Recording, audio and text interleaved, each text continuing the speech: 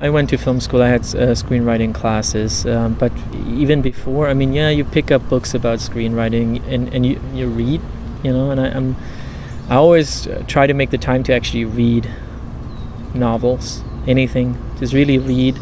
And so after film school, you write your own short films, and then you just, at a certain point, you just have to do it, write a feature, and go from there.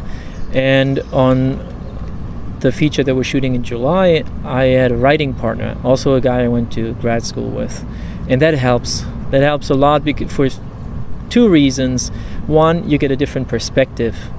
If you're alone in the room, you can get stuck, and maybe you beat yourself up over something that's actually not that bad, or you think something is brilliant, and it really isn't. And it helps to have a smart person in the room with you to point those things out. And then the other thing is also motivation.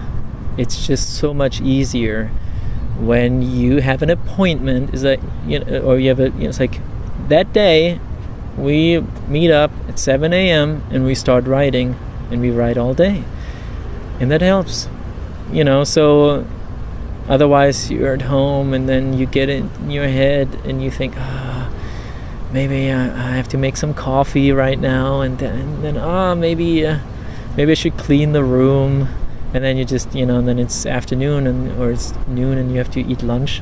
It's like, okay, well, now I have to eat lunch, and then it's already afternoon, and anyway, it's about it really helps you with being focused and getting stuff done. We've been friends for years, so that helps. It's interesting the way, you have to just establish the rules, and basically his writing is different from my writing. Obviously, everybody approaches that a little different, but you just have to accept that, and if you have to be okay with that. So, and you have to be good at communicating. You have to be good at, okay, well, this scene doesn't quite work for me because this and that, and then you have to try to find a solution together. He, for example, he's somebody who loves dialogue, and I'm the person who's like, okay, let's cut this line, and there's this interesting balance, but at the end of the day we always agree, like we always get to a point where it's like, okay, this is good, we both can be happy with this, and we're happy with our script right now. There's some, you can even make a compromise if it's something that's not major, if then you can you really love this line, okay, it stays, but overall we do agree eventually. Do you have a technique for outlining? Okay, so on this project, the way we did it, we had an idea, and then we talked for 2 days and realized, okay, well, this could be a feature film. And then we essentially, it's a 3-act structure. Like, okay, so we have a rough idea, okay, this could happen here, and then you start moving things around, and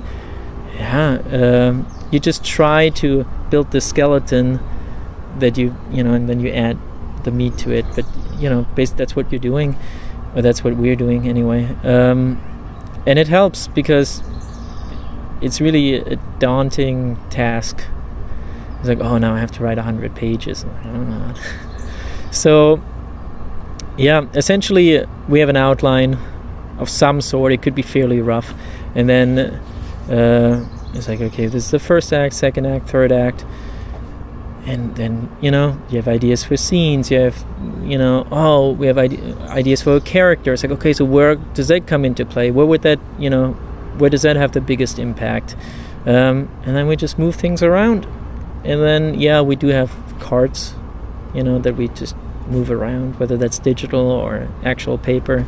I like actual paper, and we put them up on the wall, and we can look at them and then just move things around. And then once you have that, that's still going to change, but you just start writing, and you just take a scene at a time, and that's all you can really do.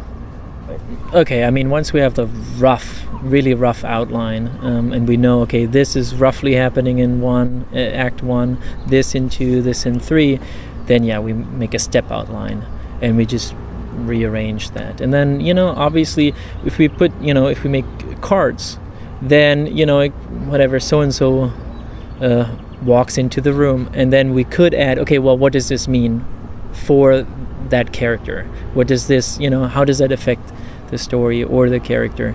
And we do that, but it's a step outline.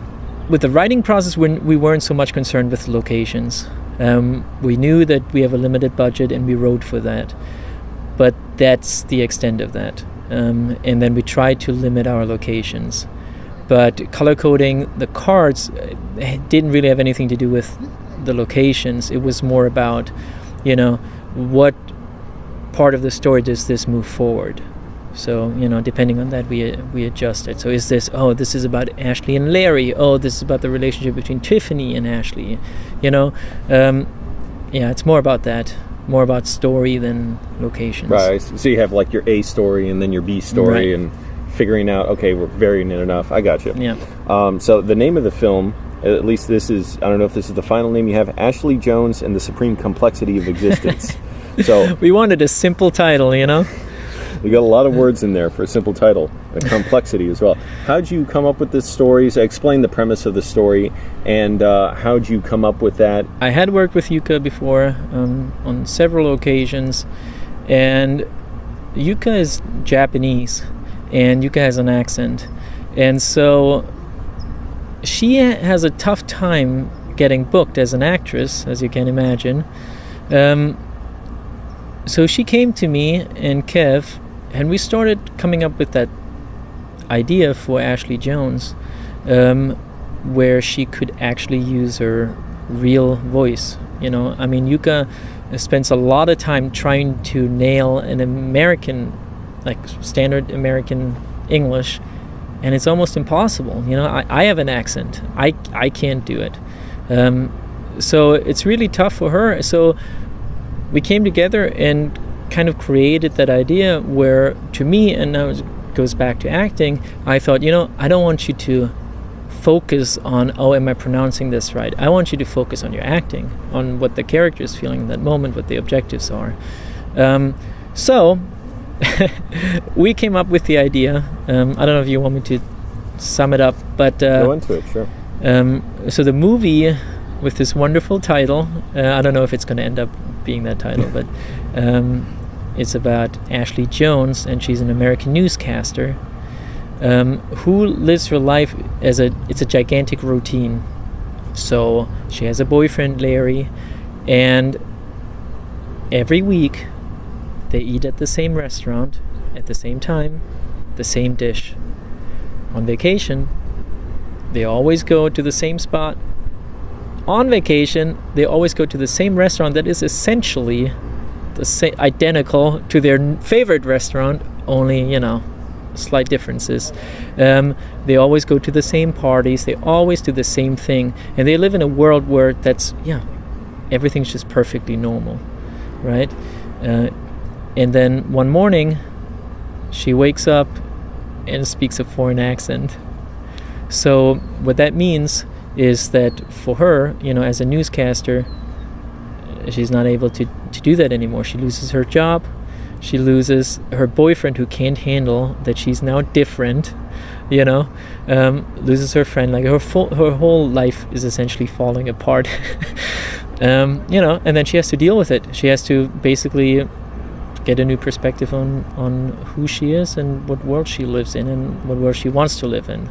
So I don't know if you're familiar with Franz Kafka and the Metamorphoses. I haven't read it, no. Right? You have a guy who wakes up one morning and he's a bug, like a cockroach or something, and it's not as dark as Kafka, but the premise is similar, and then we make it very playful, so in a weird way we have a very unique standard coming of age story, It's really what it is. It's just a coming of age story. I was thinking that's kind of the template for so many like classic movies of somebody's got their ordinary life, they got their routine the way they want it. Shrek. It's like that. That's kind of like a screenwriting model. Yeah. And then something enters their world that completely upends that, and their routine no longer works and gives them meaning. Yeah.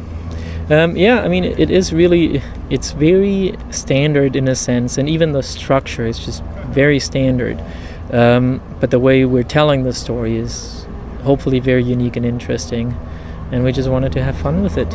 Yeah, there's foreign accent syndrome. That's a thing. So basically, the way that happens, and it's rare, but the way this happens is that usually people, they get in an accident, they injure their brain somehow, or they, there's some sort of a brain damage, or if they have a stroke. They go home, they go to sleep, they wake up, and they, sound very different. So you could have an American who sounds Russian or Chinese, even though they don't have a Chinese background or Russian background. It is a speech impediment. And if you look it up, it's tough for those people, and a lot of them get depressed, and it's not a joke. And that's why for our film, we wanted to make sure that the emotions are real, and and it's crazy and hopefully outrageous and playful, but those moments we want them to be real, have real emotions, and those scenes are played like a drama essentially. I think, and Kev and I were very clear about that from the get-go, it's like, this is a festival movie. I mean, it's not a ha comedy. It's hopefully semi-sophisticated, and we think that it would be great for a film festival audience who are also semi-sophisticated and who have seen enough movies that they understand, like, we can be a little bit more playful. It doesn't have to be the standard whatever. So, we can challenge them a little bit, and I hopefully they'll love us for it. We have the majority of the money already, and we could go into production tomorrow. We are doing a Kickstarter right now.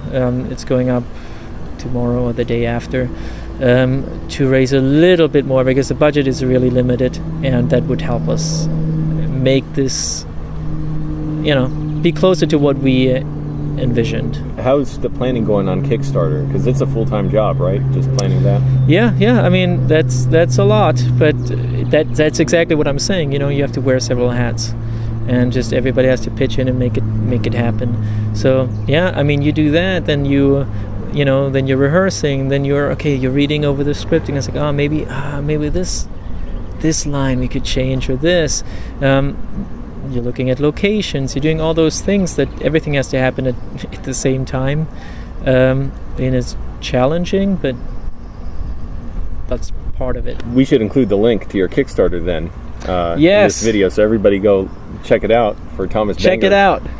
For his film, tentatively titled, I'll say this again, Ashley Jones and the Supreme Complexity of Existence. I was looking at your credits. I saw you have a film, Addison Lane, a short film. That's also with Yuka. That's with Yuka, yeah. And with Joe Estevez, veteran actor. Yes. I'm wondering, how'd you come across him? How'd you encounter him? Yuka and I had worked on a film, actually, and the producer on that one was Michael Blevins. We had worked with Joe on another feature, and I didn't have, he was my direct contact, but Mike made the connection, and and Joe was great. I mean, we brought him out, and it was like, yeah, this is great, love the script, let's do it. And he was very easy to work with, and yeah, it was just a fun shoot. And were you familiar with his movies before? I mean, he has such a huge, he's like 200 movies, right? Yeah. So he's constantly acting. Yeah, he's constantly acting. So yeah, some, but mostly, of course, the one that we worked on together. On your reel, on your director's reel, you had a video with a lot of big set changes. You know what I'm talking about? There were quick set changes, like a table would fly out, and then a new piece of, a prop or something would fly in front of the actors. What was that video, and how how'd you coordinate all the quick set changes? I had this idea. I always found that really interesting for some reason. You have somebody that barely moves, like one character that barely moves, and things move around her in that case. Or was it? I actually did this twice. There might be two different characters, different actors. So I didn't know if it was a single film or music video or what. One was a music video where I did that, and then it was another separate video where I did something similar. So, yeah, I just find it interesting, and then it takes a lot of planning, of course, and manpower. So a lot of times I actually had to push things or pull furniture out. But yeah, I mean, you just plan it out in detail, and you need a few takes to make it work, because everybody needs to be on the same page. But I think it's fun. It looks great. Was somebody like off to the side with like a stopwatch saying, okay, everybody, like 5 seconds, 10 seconds, announcing all that? For the music video, that was more important, because you want to, be at a certain point in the song. And then it's just, especially with music video, it's so easy. Then somebody yells out, okay, bring move in the table, whatever, now move in this, move in that, let's move this out. And you just have to yell, and then everybody's on the same page. And and then when you finally get it, if it finally works, it's the best feeling. I didn't get to see the whole videos of those because they were, part of your reel. Mm-hmm. But was there something else going on too? Like, were you switching lights or something? Dimming, adjusting lights? Yeah, we did some of that. I thought I noticed some of that. I think the guy gets out of bed, and the bed moves out, and then he makes 2 steps, and then the bathroom, like something like bathroom furniture comes in behind him, and he pulls the shower curtain in front of him, and there's water coming down, that was tough. And yes, because we wanted to see his silhouette. So he's right here, camera's here, and there was a light back there, and basically everything was black, so there was somebody actually back there wearing black and a black hoodie, and then on my cue the person would remove the flag in front of the light, and then we had the silhouette, which we couldn't have before. Right. So we had to do that in the shot, essentially. Right, because you essentially have a different set. Yeah. Even though the camera's in one place, the actor's in one place. Yeah.